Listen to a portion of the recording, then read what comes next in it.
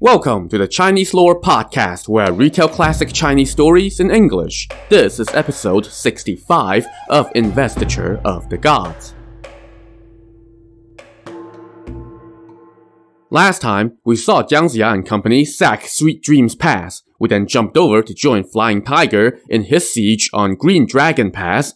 That campaign was going well, as the Zhou army quickly killed 4 enemy lieutenants and wounded the Shang Pass commander Qiu Yin. Qiu Yin came back, though, to seek revenge against Huang Tianxiang, one of Flying Tiger's sons. But Huang Tianxiang tricked Qiu Yin into exposing himself and landed a blow on his chest with a silver-plated staff. The blow was so hard that Qiu Yin spat out blood and almost fell off his horse. Qiu Yin quickly fell back inside his pass and did not dare to come out. Qiu Yin's injury was so severe that he couldn't stop coughing up blood, and even after he took his magic pills, it still took him longer than usual to recover. While he was laid up, Qiu Yin seethed with hatred for Huang Tianxiang. The next day, the Zhou forces launched a siege on Green Dragon Pass. Qiu Yin, despite his injury, went to the top of the walls to oversee the defense.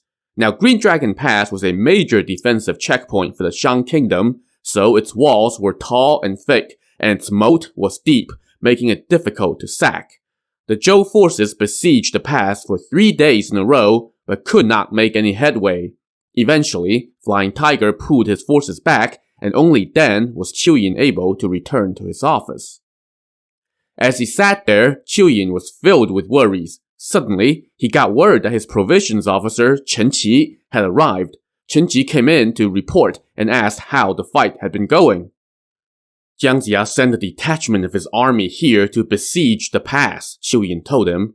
He was worried that I would cut off his grain supply route. I have been fighting against them for days, but their officers are fierce fighters. Deng Jiugong killed my lieutenants, and Huang Tianxiang is a tough foe. He stabbed me, shot me, and hit me with a staff. If I catch that traitor, I'm going to cut him to pieces to appease my hatred. Cheni said, "Commander, don't worry. Let me go capture him and avenge you." The next day, Cheni led his own troops and rode out to the enemy camp atop his fiery golden-eyed horse and wielding his monster-subduing club. When Flying Tiger asked who would go meet him, Deng Jiugong promptly volunteered and went out. "Who are you?" Deng Jiugong asked his foe. "I am Provisions Officer Cheni. Who are you?" "I am Deng Jiugong, an officer in the Zhou's Eastern Expedition Army. Qiu Yin has already been defeated, and he is hiding. Why are you coming to die in his place?" Cheni roared with laughter and scoffed. "I view scoundrels like you as nothing more than grass. What skills do you have?" As he spoke, he galloped toward Deng Jiugong and attacked. Deng Jiugong raised his saber, and they traded blows for 30-some bouts. Deng Jiugong was masterful with the saber, and Cheni was wielding a short weapon, so he was put on the defensive. So Cheni suddenly raised his club to signal for his troops to join him. His 3,000 crack troops, all wielding hooks and ropes, surged forward as if they were about to apprehend someone. This confounded Deng Jiugong, since he was winning the fight. But what Deng Jiugong did not realize was that Cheni was, surprise, a sorcerer. He suddenly opened his mouth and sprayed a gust of yellow breath. This magical breath could scatter mortals' souls. And sure enough, as soon as Deng Jiugong saw the breath, he couldn't stay in his saddle and fell to the ground. Cheni's soldiers rushed forward and captured him alive, taking him back into the pass.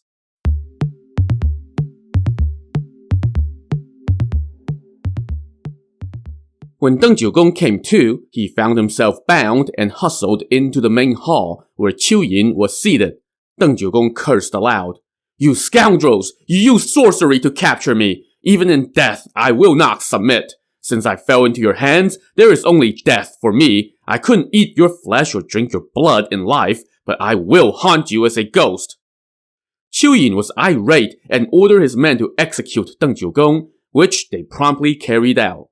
Soon, word arrived in the Zhou camp that Deng Jiugong's head was hanging atop the walls of Green Dragon Pass.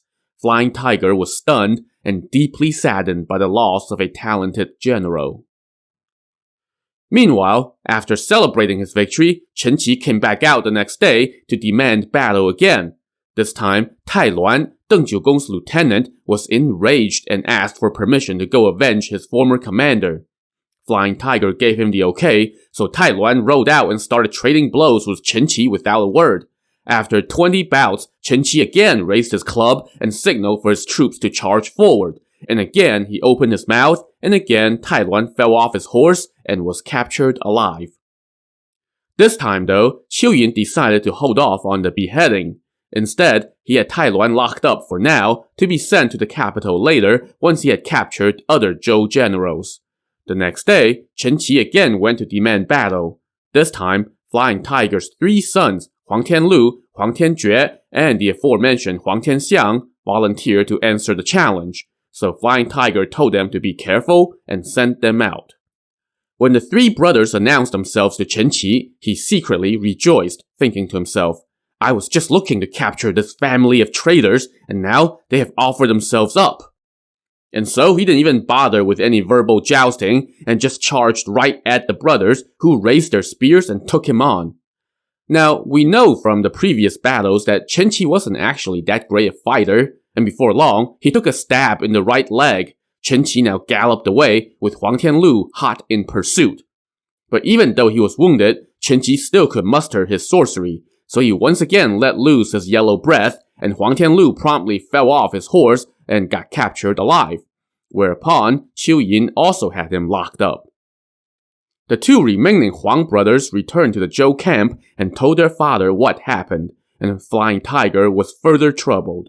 He sent scouts to go see if his son's head was hanging on the pass walls. To his relief, it was not. Meanwhile, even though Chen Qi captured another enemy officer, he was wounded from that day's fight. So the next day, while Chen Qi tended to his injury, Qiu Yin had recovered enough from his that he was ready to go seek some revenge. He didn't even bother wearing a helmet. Instead, he just wore a golden ring on his head like a monk and rode out to the Zhou camp, demanding to fight Huang Tianxiang, the man who had wounded him previously. Flying Tiger tried to dissuade his son from answering the challenge, but Huang Tianxiang insisted on meeting his foe, so he rode out and shouted, Qiu Yin, I'm going to capture you today for sure, and stabbed at his foe. Qiu Yin raised his own spear to counter, and the 2 circled each other and engaged in a dogged fight. Before long, Huang Tianxiang was gaining the upper hand again. Qiu Yin could not hold his own, so he parried the blow and turned and fled toward the pass. Huang Tianxiang gave chase, but suddenly a white beam of light shot out from Qiu Yin's head. As the light split into smaller beams, they revealed a large red pearl that spun in the air. Huang Tianxiang, take a look at my treasure, Qiu Yin shouted. Huang Tianxiang looked up at the pearl and immediately felt faint. Before he could recover, Qiu Yin's soldiers had swarmed forward, pulled him off his horse, tied him up, and rushed him into the pass.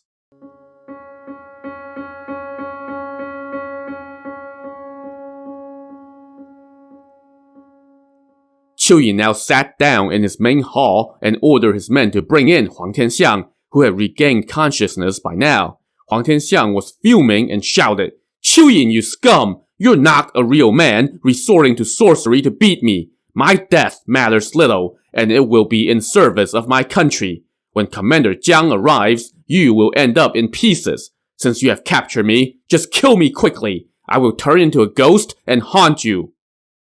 As if Qiu Yin wasn't already pissed off at Huang Tianxiang, those words only stoked his rage even more. He roared, You traitor! How dare you insult me? You shot me with an arrow, beat me with a staff, and stabbed me with a spear. I hope you are happy about that.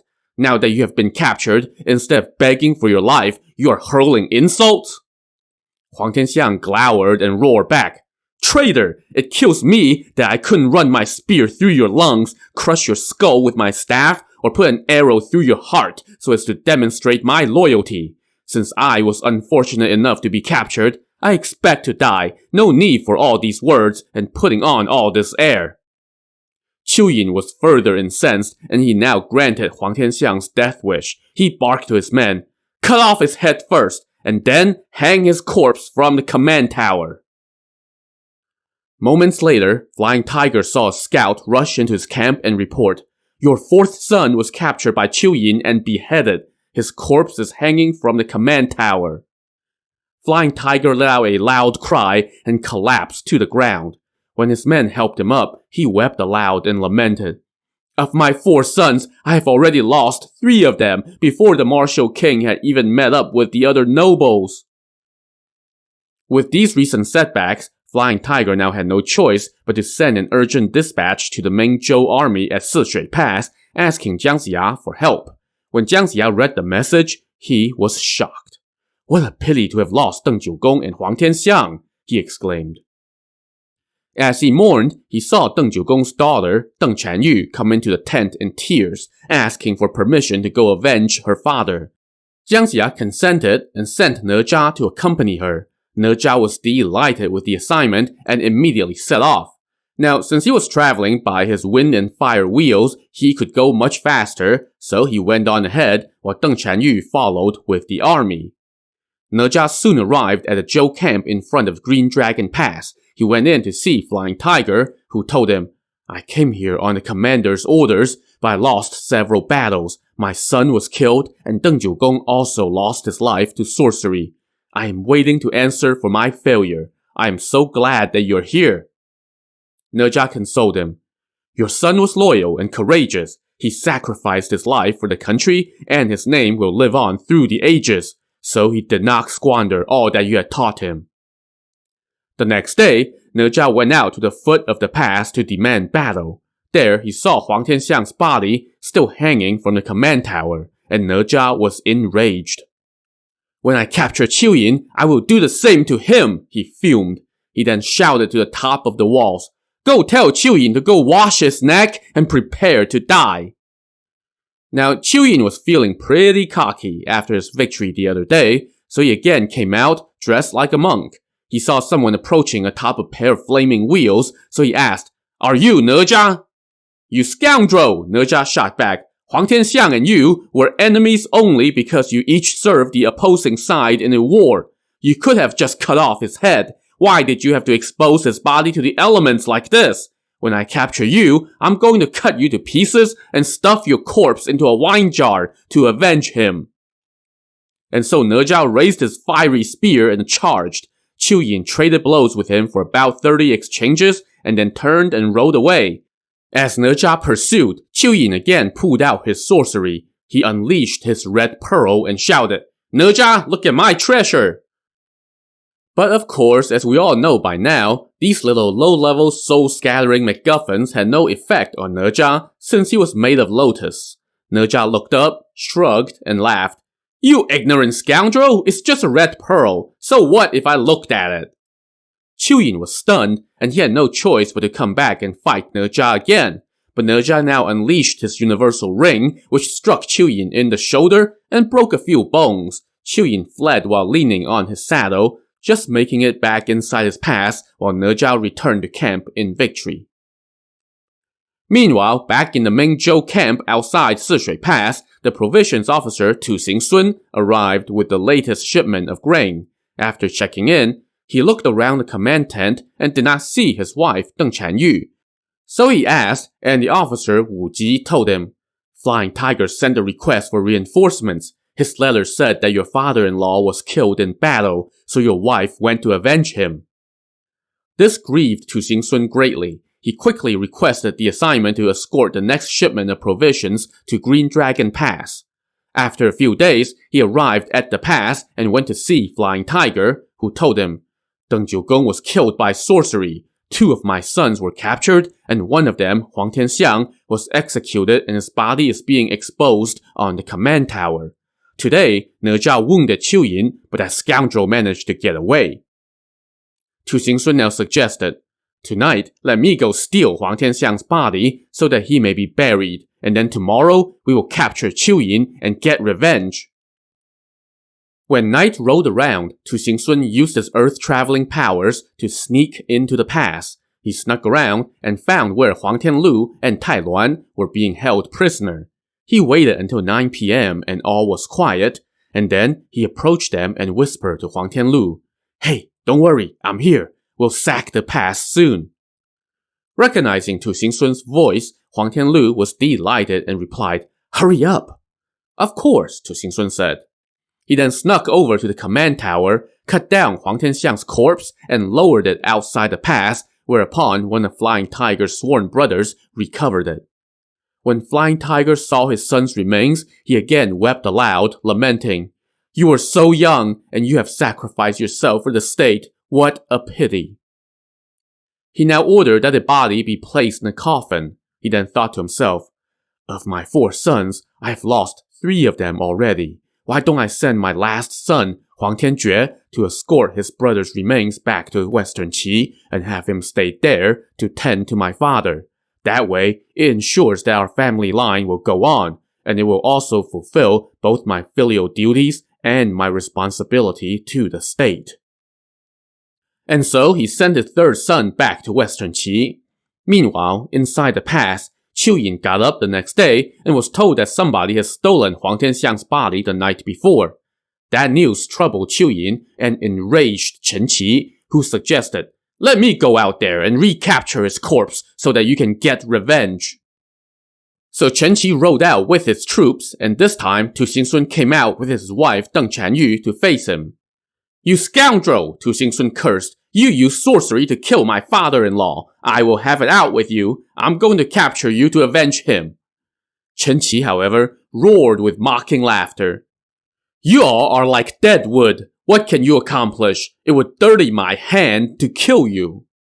Nonetheless, he was going to try to do just that as he rode forward and attacked. Tu Xingsun raised his staff and countered. After a few bouts, Chen Qi was getting frustrated by how hard it was to try to hit this nimble, dwarfish foe. So he raised his staff again to summon his troops and shot out his yellow breath.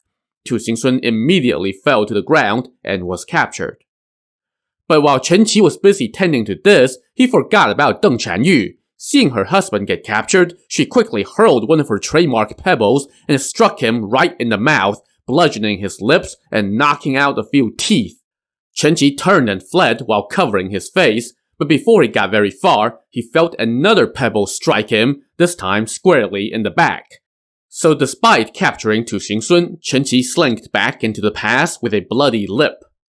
For his part, when Tu Xingsun came to and saw himself bound, he chuckled and said, "Well, this is fun." When Qiu Yin saw Chen Qi come back with a bloody and bruised face, he asked what happened. "I was capturing the scoundrel, but a whore on the enemy's side hit me in the face with a pebble and then hit me again in the back. That's why I had to retreat," Chen Qi replied. Qiu Yin now ordered his men to bring in the new prisoner. The guards brought in Tu Xingsun. Seeing this midget, Qiu Yin turned to Chen Qi and scoffed. "What's the point of capturing this thing?" He then told the guards, "Take him outside and execute him."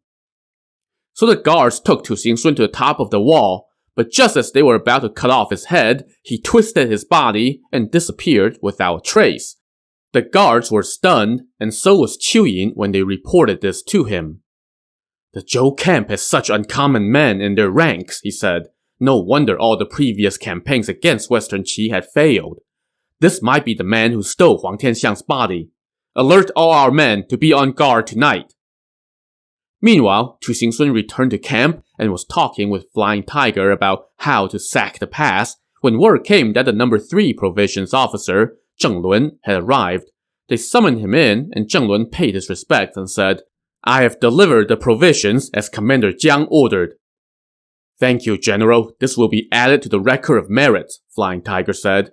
"It's all for the good of the state," Zheng Lun replied. He then asked Tu Xingsun what he was doing there, and Tu Xingsun explained, "There's a man named Chen Qi at Green Dragon Pass. He's got the same powers as you. He captured my father-in-law and killed him, so I came here on Commander Jiang's orders to help. The only difference between you and him is that he opens his mouth and a gust of yellow breath comes out that knocks people out, whereas you breathe out a gust of white air from your nostrils. He captured me yesterday, but I escaped." "What?" Zheng Lun exclaimed. "When my master taught me my powers, he said that they were one of a kind. How can there be another with similar powers here? I must face him and see for myself." Meanwhile, inside the pass, Chen Qi took some magic pills for the wound that he suffered from Deng Chanyu's pebbles. The next day, he rode out demanding to fight Deng Chanyu.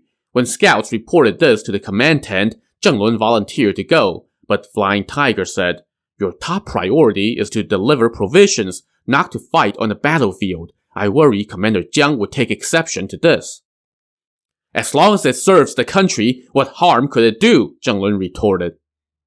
So Flying Tiger relented, and Zheng Lun rode out on his golden-eyed horse with his demon-taming staff and his 3,000 Black Raven troops. Across the way, he saw that Cheni also rode on a golden-eyed horse, also wielded a monster-subduing staff, and also had his own special troops, all wearing yellow and all carrying hooks and ropes, like his own special forces. All this made Zheng Lun curious and suspicious. He rode out and shouted, "Who are you?"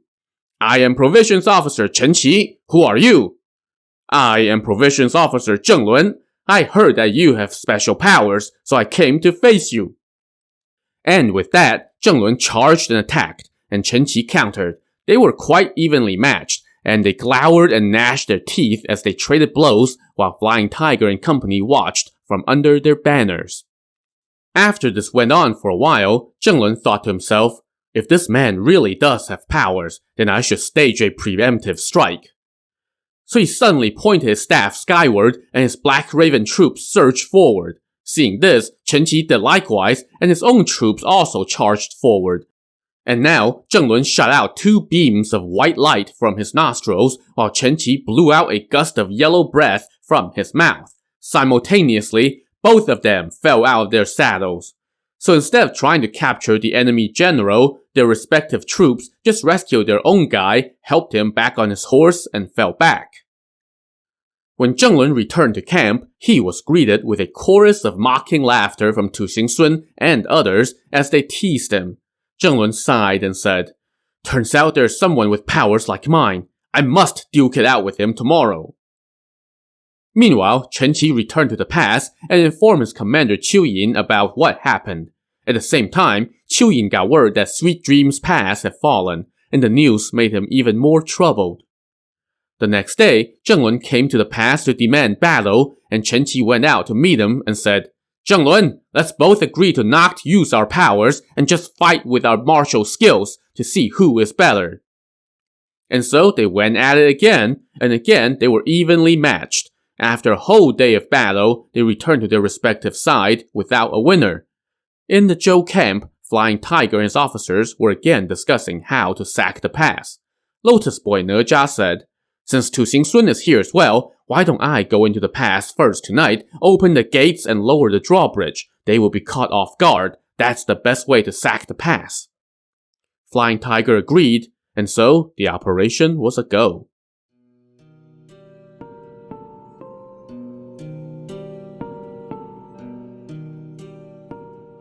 That night, the Shang commander Qiu Yin was in the pass writing a letter to King Zhou to request reinforcements. Around 7 p.m., Tu Xingsun snuck into the pass first and quietly released the prisoners Huang Tianlu and Tai Luan. Then, around 9 p.m., Nezha took to the air on his fire wheels and soared over the walls and started hurling his golden brick from the command tower, scattering the guards at the gate and breaking the chains that held up the drawbridge. From outside, the Zhou army let out a mighty roar and poured into the pass. Drums rolled, and heaven and earth seemed to churn amid the cries of battle. The pass fell into chaos as the residents inside all fled for their lives. When Tu Xingsun heard the cries outside, he and Huang Tianlu and Tai Luan fought their way out from inside the enemy's headquarters. Qiu Yin had not gone to bed yet, so when he heard the commotion, he hurriedly mounted his horse and rode out with spear in hand. Amid the flames, he saw a Flying Tiger charging in while Nezha was soaring through the air.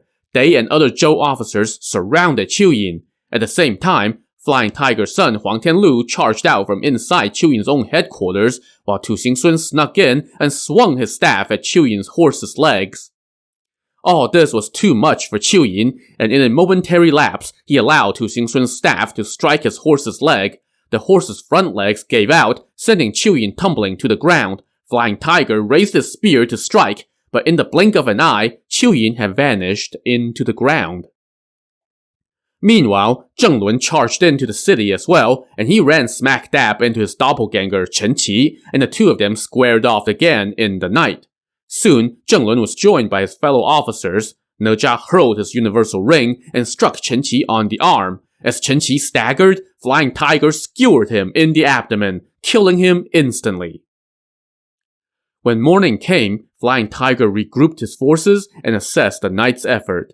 The pass was theirs, and only the enemy commander Yin had managed to flee. Flying Tiger now posted notices to put the civilians' minds at ease. He checked the roll of the resident population and left an officer in charge of the pass.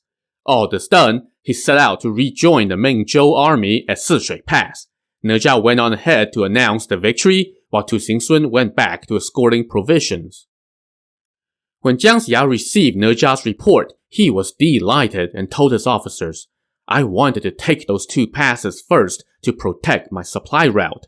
If the enemy cut off our supplies, we would be stuck and under attack from front and back. That's no way to win a war. Fortunately, we have no worries now."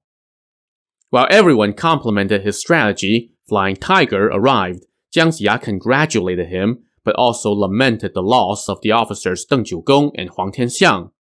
Nonetheless, they celebrated their victories, and the next day, Jiang Ziya dispatched a letter into Sishui Pass to demand battle. To see how long Sishui Pass can hold out, tune in to the next episode of the Chinese Lore Podcast. Thanks for listening.